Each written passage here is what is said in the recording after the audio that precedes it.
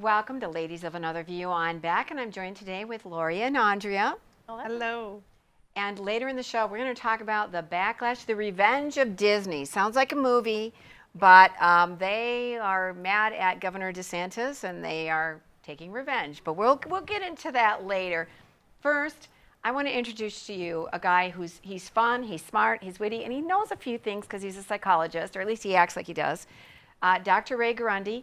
He has a radio show, The Doctor Is In, and he's on 440 stations and on Sirius XM.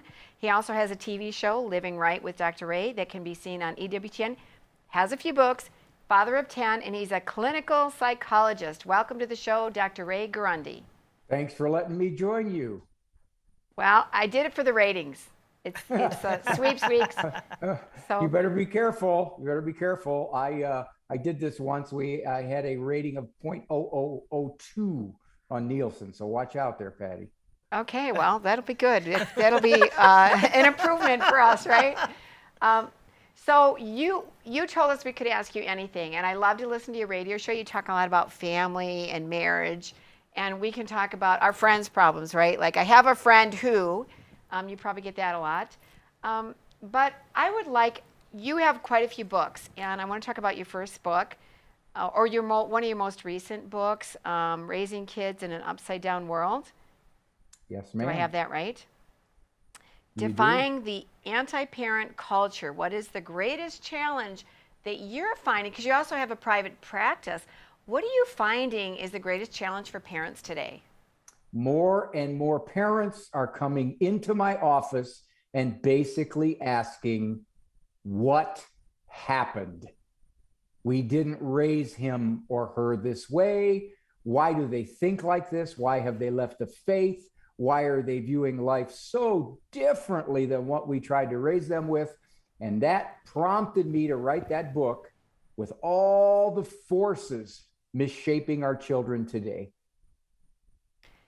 Where do you think that when you dive into this with these kids and find out where are they getting all this information, is it primarily from school, other kids? Social media is number one. Social media. Putting a smartphone in the hands of an 11-year-old is like giving a 3-year-old a machine gun. Media, absolutely. You talked about Disney. Well, interestingly enough, there's some indication that the majority of Disney's employees do not agree with what they're doing. But if you listen to the media, it sounds like, oh my, what a wonderful thing Disney is doing and how horrible that Florida says you can't teach sex ed to 5-year-olds. 20 years ago, somebody would have said, you need a law for that? That's where we are. The media, entertainment, social media is now shaping our kids to think. And the media and social media is so very good at it. They certainly spend a lot of time figuring out how to capture our kids and capture their hearts. What can we do to stop them, or how do we break that up? You have to eliminate or greatly reduce the competition. In other words, if you're a parent trying to raise a virtuous child, by the way, it's a lot harder to raise a virtuous child than it is to raise a civilized child, one that's not on drugs. If you're trying to raise a 1 in 100 kid, as I put it to my clients, then you have to be a 1 in 100 parent, which means you can't follow the trends of when they get a smartphone. You can't follow the trends of the amount of video games you let them watch. You can't follow the trends of what is proper television. You have to go against the culture. And in so doing that, even if you delay it, you're just trying to save a little bit of childhood innocence. Even if you delay it, you have to brace yourself because you're going to get critiqued. You're going to get second guessed. You're going to get attacked, not only by your kids, you can expect that, but by those around you that you thought would be on your same wavelength. And by being attacked, you mean they're, oh, you're too strict. Oh, you're not in reality, that kind of thing? And sometimes it could come from your spouse. Going against the cultural, you are going against the cultural norms. And because of that, you will be critiqued. You will be analyzed, you will be second guessed, and you will be, in fact, told that if you do this, your children are going to rebel and they're going to get resentful. You know, speaking of going against the culture, I'd like you to share a little bit of your own personal experience. You used to be on the Oprah show, right? Yes. To call you in. I used to do a lot of secular media. Mm-hmm.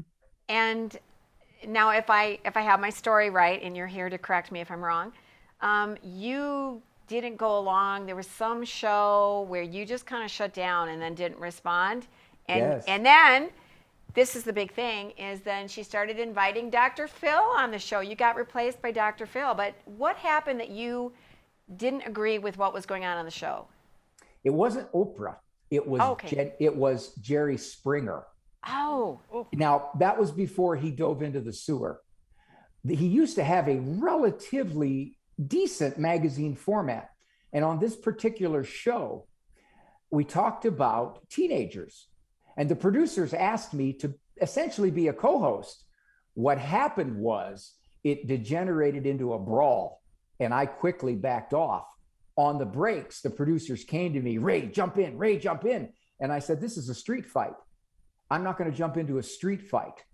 As far as Oprah is concerned, my best guess is what happened.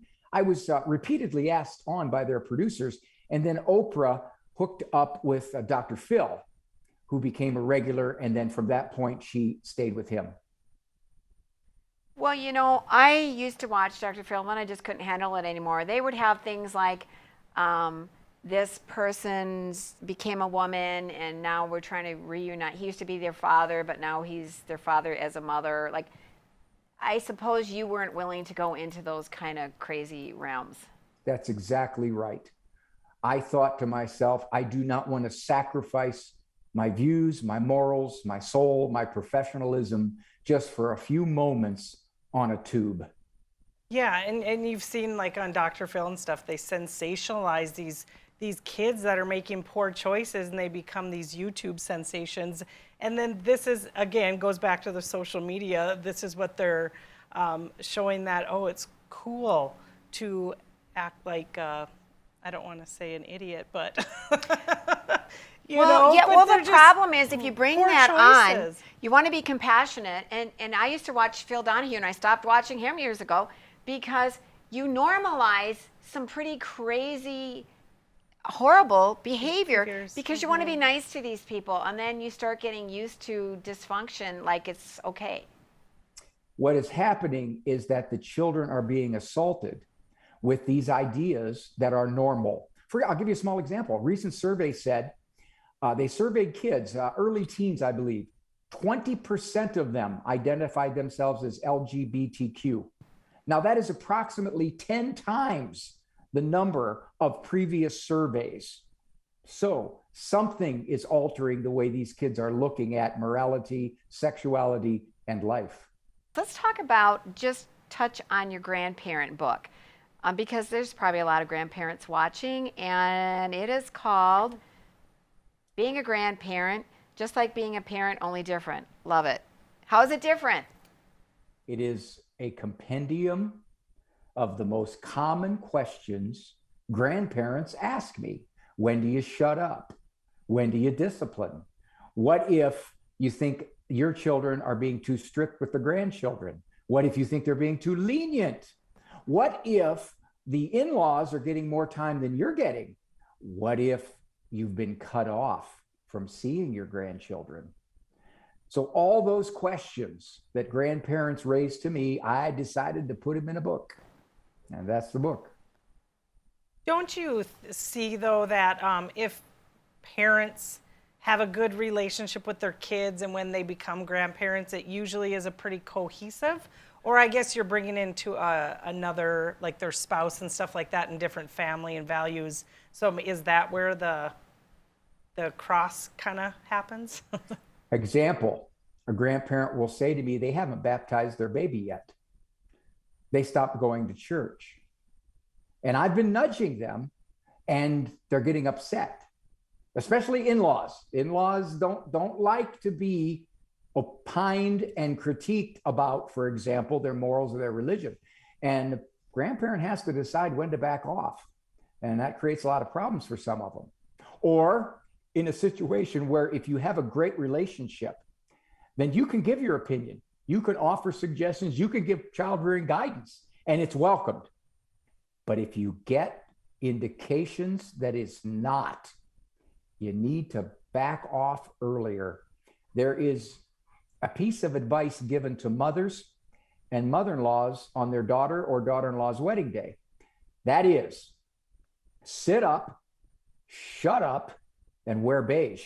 And I think that is a good piece of guidance for grandmothers, especially if you don't have the freedom to give your opinions and they're welcomed. Well, I'm a grandmother and I'm a mother-in-law and I love my daughter-in-laws and I'm fine with shutting up because I'm a little worn out still from raising kids. It's like, you got this, you guys. Yes. Although I mean, there are times like, you know, faith, morals, like if you don't agree, it is hard, but you usually tell people they just need to be quiet, right? Like, there's a feeling that a lot of parents, when they see their kids go astray, that they are obliged to straighten them out. And they feel the pressure because they feel they failed. They feel somehow they fell short. They didn't pray in Aramaic while they knelt on broken glass, except when they levitated. So as a result, we got to fix this. The problem comes in when you try to fix it, it puts more distance. And you have to be comfortable with just backing off, enjoying the relationship as best you can, and not creating those kinds of ripples. That's interesting. I was thinking about some of the things with younger kids. My kids aren't old enough. I don't have grandkids yet. But my oldest is 16, and he's a teenager. He's almost a young adult. And I do think that he's growing up in the way that he should go, and I'm very grateful for him. He's a very special kid. But a fear that I always had was that someday he'd fall away or someday he'd go the wrong direction. And I don't think you have to be an adult and have kids before you get to the part where that becomes a concern. But how do you hold on to their hearts? And what do you do if they're running down a wrong path? My grandmother came from Italy when she was 8 years old. She went to St. Anthony Parish in Canton, Ohio. That was the home parish of Rita Rizzo, known as Mother Angelica. That was my parish. The law was that if you were Italian in Canton, you had to go to St. Anthony's. That was the law. So we went. If the priest told my grandmother, this is the faith and this is what you believe, my grandmother would have just acknowledged it. Your son, as well as other children that age, they may know the what, but now they want to know the why. Parents have to be able to tell them, this is why our church teaches what it does. This is where this comes from. This is why this moral perspective is better than the society's moral perspective. You can't just get away now with bringing them to church, getting them the sacraments, and letting that speak to them, because it does to a smaller percentage than it used to. That's the first thing. The second thing regarding this is that even from the best, most faith-filled homes, the surveys will tell you that over 50% of the children at least drift temporarily and sometimes reject. And if that is the case, like I tell parents, I have 10 children, and some of them going to serve the church, and some of them probably going to serve time. So each of them is wired differently, and they absorb what you teach them differently. So as a result, if they start to drift, you can explain, you can talk, but if you see that they're shutting you down, then it's one of those where you just sort of back away quietly and wait for openings if you get them. With younger kids, so back to, we were talking about the issues with Disney and what we see in social media and some of those influences. But I actually think that it extends so much beyond that into our everyday culture. And I'm been reading and hearing about this mass formation psychosis, where the people have fallen into a trap of believing something and then they don't let it go. So they hold on to that fear. What do you do with kids who've latched onto that fear? And how can you pull them back from that? The best way to do it is to not let it get started in the first place. All too often, parents come to the realization that I allowed too much influence from social media. I allowed too much influence from peers that are questionable. I allowed too much influence on free viewing of television. And then they turn and look when the child is 9, 10, and 11, and they can't believe the child thinks like this. And even in schools, you have to be aware of what the schools are now teaching your child. You have to be. You can't just assume they think like you, because much of the time they don't. So as a result, the best defense is a good offense, which is I'm going to slow down dramatically the influence of the culture and the pace of the culture so that what I'm teaching has a chance to take better root over a longer period of time. We only have a minute, and this is kind of a big question, but as you talk about the culture, it's almost like there is a mass psychosis because you can't believe the divide. When we were growing up, we weren't so black. You know, we saw a culture, we agreed what was good for children and what was bad for children. And now, I don't know, I just think people have lost their mind. What happened? The people who are the opinion makers, the shapers, the media, there's been surveys among media people that 3% of them go to church, okay? So given this, they believe that their way of viewing life, which is to get rid of traditional morals and Christianity, is the best way to do it. They're very powerful, they're very persuasive, and that is what is happening. I'll share with you on the other side of the break an interesting survey that just came out that can show you this mass formation. I wouldn't call it a psychosis. It is the media power to shape the way people believe. Before the break, you talked about a survey that you wanted to share with us. It touches upon, Patty, what you talked about and has been labeled mass formation psychosis. As a psychologist, I wouldn't use the word psychosis. That's a serious illness. But I could say mass formation, and that is because the media is very good. It's very pervasive. For example, they did a survey, and I don't know exactly who was surveyed, but they said, what percentage of people in the American population consider themselves LGBTQ? The survey answer was 30%. The realistic answer is 3%. They then asked what percentage considered themselves transgender. The survey answer was 21%. The actual is 1%. What percentage of the American population is African American? The answer was 41%. The reality is 12%. They asked what percentage of the American population makes over $500,000 a year? They said 26%.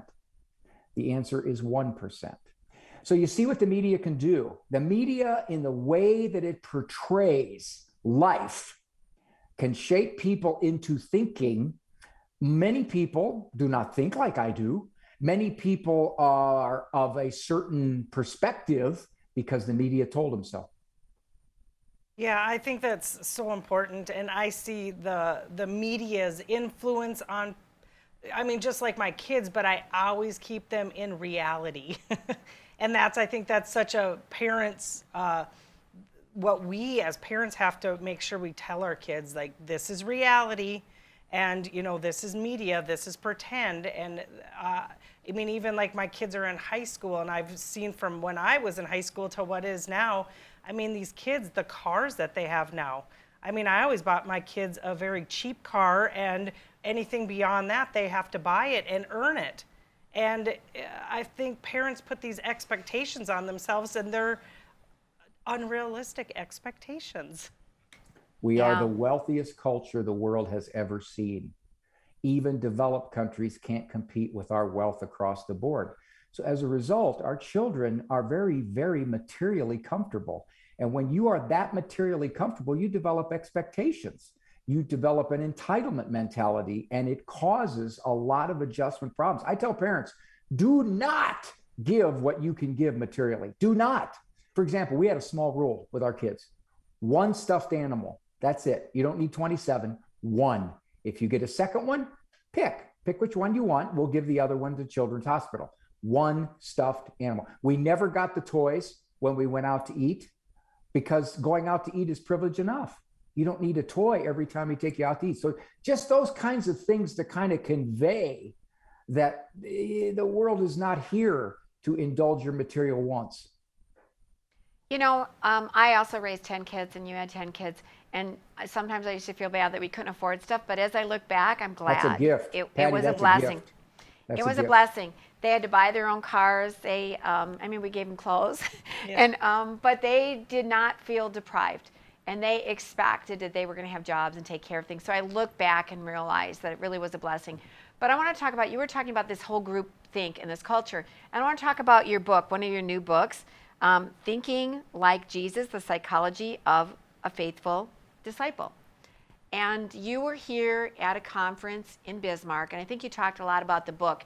And one thing that I loved was when you talked about, nowadays we hear about people being toxic. Oh, he's toxic, she's toxic. And you really put that in perspective. Tell us about that. If someone says, I am a Christian and I follow Jesus Christ, then the word toxic should have a very, very narrow meaning. In psychology, the word toxic has come to mean anybody you don't get along with, anybody you don't like, anybody that's difficult. They're toxic.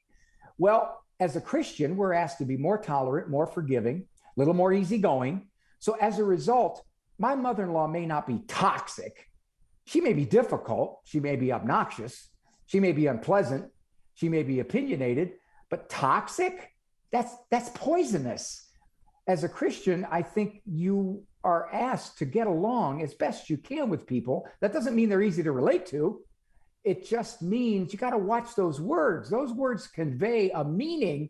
And if somebody's toxic in my mind, then I'm justified in avoiding them. But this ain't the lady that lives 6 doors down the street. This is your mother. This is your brother. This is your spouse.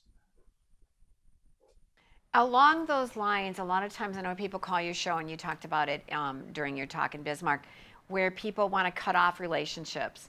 Oh, I don't want them in my life. And you presented it in a way for people to rethink that.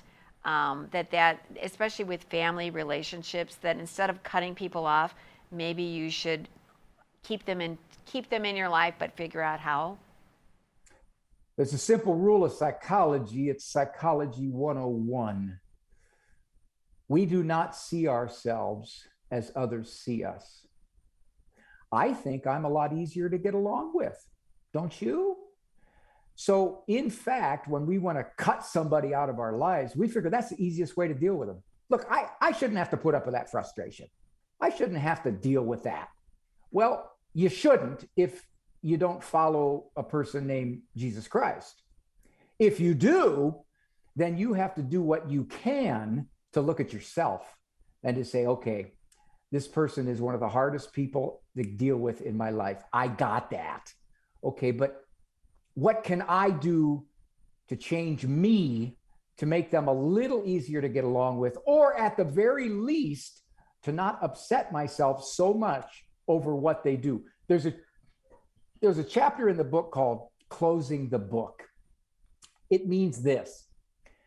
When you know the way somebody is, they're irritable, they're unpleasant, their opinion, you know this. Matter of fact, you've known it for the last 17 years. They should lose the power to affect you that much. Rather than getting more and more upset because they've been doing this for 17 years, you should get less and less upset because you know who they are. You close the book. That doesn't mean you avoid them. It means you close the book on your upset because they've been like this. They're probably going to be like this. This is my husband's father. Okay, so I owe it to my husband to try to get along better with this guy. He's always been this way. What do I expect? Wow, that is that one I'm going to take that to heart, because I feel there's a lot of people in you find someone, you say toxic, and I will not use that word anymore, but you just want to get rid of them and be like, they're not good for us, but that's work on ourselves that we have to do to further that relationship or just to get along, right? You're To not get saying you're along. going to get along, but you don't have to be best friends. And there's a lot of praying that someone would have to do to get through that too. If you listen to modern psychology says your self-contentment is the most important thing no matter what. So if anybody's difficult, according to modern psychology, it makes sense. Get them out of your life. Yeah, but what if it's your brother? What if it's your mother? This isn't, like I said, this isn't the male person who comes by and for 2 minutes you have to interact with them. This is somebody that's smack in the middle of your life. This is your adult child. So you really owe it to yourself to say, all right, how can I get along better with this person, knowing they're probably not going to change? And modern psychology has changed, hasn't it? Because, and we only have less than a minute, but that now it's harder to be a psychologist, isn't it? Because sometimes they're saying, oh no, you can't tell them that they're not a boy when they were a girl, right? Modern psychology is oftentimes very ideologically driven, sadly. And it puts people of morals and values traditionally in a tough spot because the culture says you have to think this way and you have to promote this view. But if you're someone who is not of that view, and it's a legitimate view, now you're between a rock and a hard place. I've had a lot of kids in programs that tell me I have to keep my head down because I can't go against the reigning ideology. Yeah, it's tough, but you do it well. I really encourage people to listen to Dr. Ray on The Doctor Is In. Go to drray.com and see what else he's up to. Thank you so much for being on the show today. My pleasure, ladies. Thank you.